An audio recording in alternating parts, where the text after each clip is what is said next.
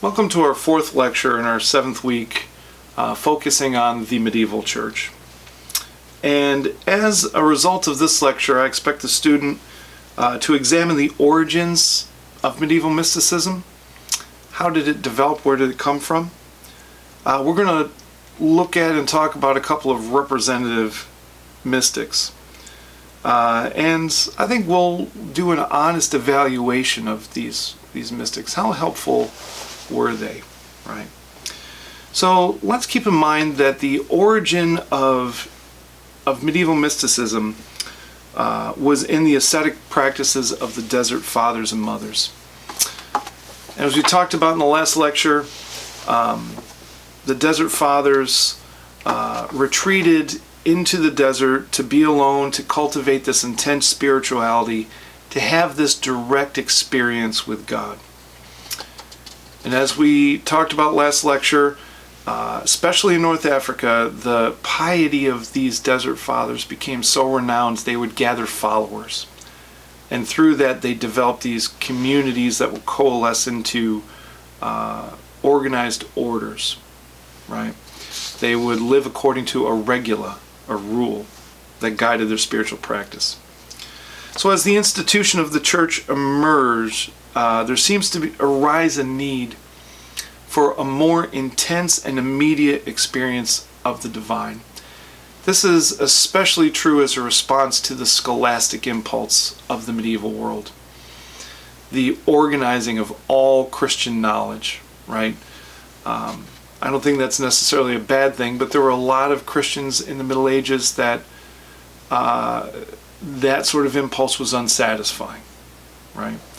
The orderliness of monastic communities, especially in the wake of the reform movements that squared them away, that made them a little bit more adherent to their order and discipline. The orderliness of scholastic thought, with its defined hierarchies, mirrored many of the political developments during this period. The detailed intellectual scaffolding developed by the scholastic method further solidified and ordered this hierarchy, which prescribed how we are to think about God, right? While many in this time period saw these changes as imposing order on chaos, especially after the fall of the Roman Empire, the unintended byproduct of these reforms was a more remote or mediated spirituality, at least in the minds of some. So out of this very organized Christianity, there emerged a new type of spirituality that sought to cultivate this personal, immediate experience with God. And you know what? This sounds like a very good thing, and I think it is a good thing. But this impulse was problematic in many ways. And I'm going to introduce a disclaimer here. I probably need to do more work on the medieval mystics because personally I find a lot of the things I run into with medieval mysticism is problematic. And I don't know if it's because it actually is problematic, and there are parts that are problematic. I don't know if it's because I don't understand the breadth of the contribution and substance of it.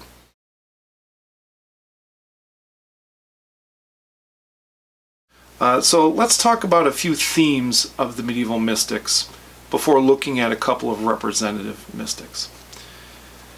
And the number one theme I think is a great theme. It's one I'm trying to recover in my own life and in my own ministry, is this emphasis on the union with God. Medieval spirituality was very hierarchical, it was very sacramental. It had a lot of very fine distinctions in its theological development. And one of the ideas that was developed during the medieval period is this idea of theosis, or one of the aspects that may have been de-emphasized during this period was this idea of theosis, or union with God. Other words for this are fine, but are complicated. Deification or divinization. we'll talk about that in a second, but I think theosis or perichoresis is probably the more helpful terms to use for this. And this idea of theosis, this union with God, was emphasized in the early church fathers. Athanasius stated directly, the Word became man so that man might become God. Right? Irenaeus claimed that Christ in his infinite mercy became everything that we are, so that we might become everything that he is. And this biblical and apostolic teaching may be unfamiliar to us today. So let me try and put concerns at ease about this aspect of medieval thought.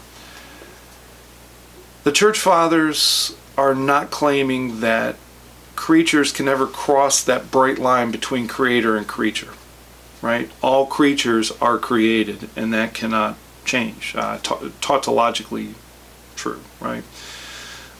Instead, what theosis claims is that we can be like God, that we can be one with God, we can be united with God. We can regain the reflection of God's image that was lost in the fall. We did not lose the image of God in the fall, but we ceased to reflect that image. The Bible states in Romans 8:17 that we become co-heirs with Christ. 1 Corinthians 6:17 tells us that we are joined to the Lord, becoming one in spirit with him. Galatians 2:20 says that we no longer live, but Christ lives in us. 2 Peter 1:4 states that we become partakers in the divine nature. And while early medieval thought may have needed the order that the scholastics imposed on it, at least on the popular level, it does seem like this union with God is a biblical and apostolic theme that needed to be recovered there. So union with God was one theme. Another theme within medieval mysticism was this idea of independence or individualism. Mystics were usually monks, but they weren't usually part of an organized order. Instead, in the Low Countries, Belgium, Holland, northwestern Germany, there emerged these communities called beguines for female participants and beggards for male participants. And Matthew Parison's chronicles described the beguines in Cologne. At that time, especially in Germany, some people of both sexes, but especially of women, took up a religious way of life, but a light one. They called themselves a religious professing continence and simplicity of life by way of a private vow. Nevertheless, they are not bound by a saint's rule, nor are they at this time confined to a cloister. In other words, we have these communities, especially female communities, where they agreed to live together, but were not bound by an abbess or a regula. Women in these beguines were free to own private property. They were even free to marry. There was an emphasis on manual labor in these unofficial, unenclosed convents. And it is from these beguines that many, not all, but many of the female mystics came from. When I got to present a paper in Belgium a couple of years ago, I got to visit the beguine in Bruges and the Great Beguine in Leuven, and they are impressive. And if you ever have a chance to visit, I would love to live in a beguine, right? So one of the themes that we see coming out of the medieval mystics is this independence. A third theme is this physical or embodied spirituality.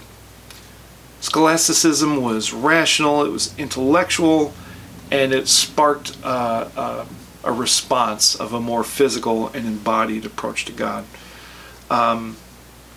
Mystics were not merely content to experience God through contemplation, thinking about God.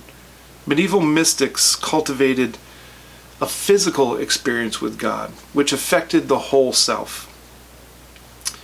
And while this may have been a necessary corrective to the intellectualism of scholasticism, as we'll see, there were many female mystics that took it to weird places. So I'll put a pin in that. And the weird place they took it to was this emphasis on love, which doesn't sound bad in and of itself, but it was bridal love. You can also call it erotic love. In the 11th century, Europe experienced this cultural, intellectual, seismic shift that C.S. Lewis described as the revolution of love. And Lewis said this was more influential to how people thought than the Reformation was. I don't know about that, but he makes a pretty good case for it. When we look at classical thought, love was still a part of the classical world, but love was seen as an obstacle to a man becoming who he was supposed to be. If you remember Aeneas that got distracted by Queen Dido, love was seen as something that prevented Aeneas from doing what he should have been doing. But in 11th century France, there are these bands of musicians that would travel around, French troubadours, who wandered around singing songs about the benefits of love. And you can look at Arthurian legends, Crien de Troyes, individual poets, and how they talked about love. Love was no longer an obstacle to doing what it is you're supposed to be good at in life. Love now helped men become better men, right? It wasn't a distraction of a man's purpose or calling, but a way to fulfill a man's purpose and calling. So when we look at the mystics, and especially the female mystics, we see this revolution of love reflected in their spirituality. And many, if not most, of these female mystics seized upon this language, this bridal language, in describing their experience with God. Describing their experience between the church and Christ and their physical bodies. And it kind of wanders into erotic themes.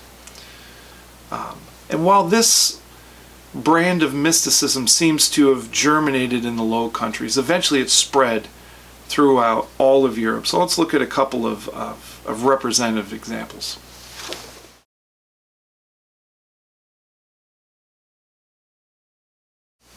All right, the first representative example that we're going to talk about is Beatrice of Nazareth. And she does not come from Israel. She comes from Tiene in Belgium. And she was most famous for her work, The 7 Manners of Love. In the first manner of love, she describes love as a longing of the soul. That's very Augustinian, right? Second, this love is described as totally disinterested, placing others before oneself. Third, and this is where it becomes unique here, Beatrice described love as torturous, because there is this longing for this experience of love that can never be satisfied in this earthly world. Here we see the transcendence here. Fourth, this love includes both great pleasure and great sorrow. And she describes it as the abyss of love. Abyss, the Greek term for it, having no floor, like without a floor. Fifth, she emphasized the role of madness and even violence in love. Here I want to read a brief quote. It seems to the soul that the veins are bursting, the blood spilling, the marrow withering, the bones softening, the heart burning, the throat parching, so that the face and all the members perceive the inward heat, and this the madness of love. At this time one feels an arrow piercing through the heart, all the way to the throat, beyond to the brain, as if one would lose their mind. She is presenting this as a positive model for love. The sixth manner overcomes all conflict, and the mystic becomes the Lord's bride, this oneness with God. Now the Bible does describe the church as the bride of God. It doesn't necessarily apply to every individual believer, but this is the language these female mystics have seized on. And the seventh manner of love, the soul is drawn upwards into the eternity of love, into the deep abyss of God. So we see this theme of union with Christ, this embodied spirituality, piercing the throat to the brain. It is a different way of describing love than the church has used to this point. Second example we're going to talk about is not from the Low Countries. Angela Foligno in Italy. She lived 1248 to 1309. And she was an Italian Franciscan who founded a new order that would not incorporate. So they didn't become a formal order. They wanted to maintain their independence. And she described her spiritual experience in terms of bridal love. Let me read a brief quote here.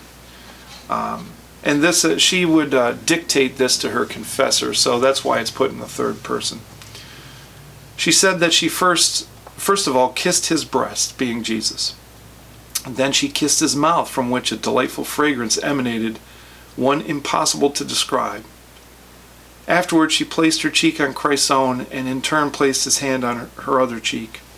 Pressing him closely to him, her joy was immense and indescribable. So we have more than just passionate love. It is getting, at least in my opinion, it's getting awkward, right? Female mysticism described very freely women touching Christ and Christ touching them. This devotion to the human aspect of Christ. Angela wrote of Christ, "My sweet spouse, I love you very much." Again, bridal language there. To talk about some awkward things that moves away from the erotic love, but just to show you how unique and different this language is, Angela, in her role of caring for the sick, said that she used to drink the water which she washed the sores of lepers, and reported it tasted sweet like communion. She once inadvertently ingested a leprous scab and praised that as a righteous act. Not just Angelina Foligno, Catherine of Siena cared for an old nun with a cancerous sore on her breast and was revolted by the stench when she dressed the wound. So Catherine's way of overcoming her revulsion was to drink the pus from the cancerous breast. Other nuns talked about cleaning up the vomit of their patients with their tongue and exclaimed enjoyment of tasting the excrement of a man sick from diarrhea. Yeah, I'm sorry, because this is, to my ears, hard to read. I'm sure it's hard to listen to, but I hope you understand what is going on here. There is now a new spirituality that is connected to the physical world, where you have this experience with God even through scabs and vomit and all manner of things. The early church fathers did not talk like this, and thankfully neither do we, but the female mystics did. There actually was a foundation for this language that's not crazy. These female mystics assumed that if Christ could bear the shame of our sin and the revulsion that went with that, well, then these acts were nothing in comparison. Theologically speaking, I would say, yeah, okay. I don't think it necessitates the actual ingestion of bodily fluids to prove the truth of that. But we'll leave that alone for now. Well, forever, hopefully. Third example I'm going to talk about, and maybe most famously, is Teresa of Avila. And she lived in 16th century Spain. She was a Carmelite nun, educated by Augustinians, and her spirituality emphasized a life of perfection and holiness. And she seized on the language of ecstasy. Let me read maybe the most famous passage from her work, The Interior Castle, which yielded one of the most famous sculptures of all time. The angel was very beautiful. His face was a flame. I saw his hands a large In his hands a large golden dart, and at the tip of the iron edge there appeared to be a little fire, and from time to time he plunged it into my heart and forced it deep within me. The pain was so great that it made me moan, and the sweetness of this greatest pain was so superabundant that there is no desire capable of taking it away when he withdrew the dart. It left me all aflamed with love divine. I am certain that the pain penetrated my deepest parts, and it seemed as if they were torn when my spiritual spouse withdrew the arrow with which he had penetrated them. This language is not overtly sexual, but we do see that there is this language of erotic love there. And one of the reasons why I think it's helpful to look at these three examples, and we could compound them with Mechtild,